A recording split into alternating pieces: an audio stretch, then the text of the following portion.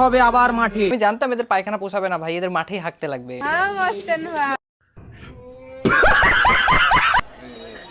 দেখিস ফেলে দিস না তরকারির মধ্যে, ওরে জ্বালা রে।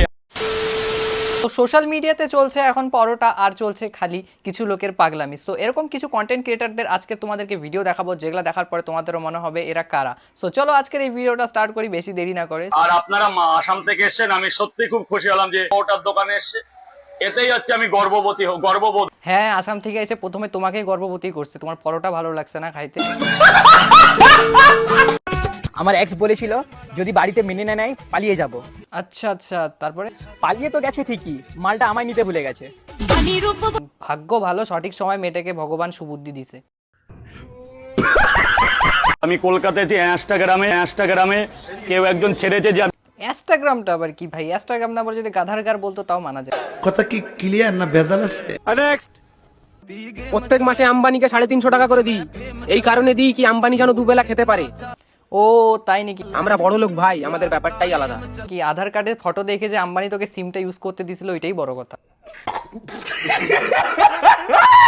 আর ওই রিচার্জ করে আম্বানির নেট দিয়ে যাতে তুই 2 বেলা 2টা ভিডিও পোস্ট করতে পারিস। আমাকে ছাড়ো, ওদেরকে না মারলে ওরা শিক্ষা পাবে না। তুমি বুঝছো না ওরা ভাই ছেড়ে দে, ভাই ছেড়ে দে মেয়েটাকে। ভাই আমি দয়া করে বললাম আমাকে ছেড়ে দে, বেকার আটকে রাখতেছে। 12 জন আছে। আমার নাম মস্তান, ওদেরকে পাঠিয়ে দেবো পাকিস্তান। মেয়েটা আবার কেন ধরে রাখছে ভাই? ছেড়ে দিত ভাই, 10 জনকে পিটাই তো। লাভতে হবে আবার মাঠে। আমি জানতাম এদের পায়খানা পোষাবে না ভাই, এদের মাঠেই হাঁকতে লাগবে।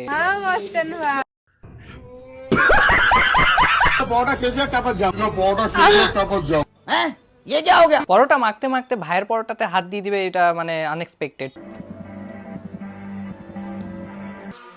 আরে ভাই, কিছু মানুষদেরকে দেখছি মস্তানকে কপি করছে। কপি আবার কে করতে গেছে ভাই? এদের কপি মনে হয় কেউ করে? তোমার মনে হয় এদের কপি কেউ করতে যাবে?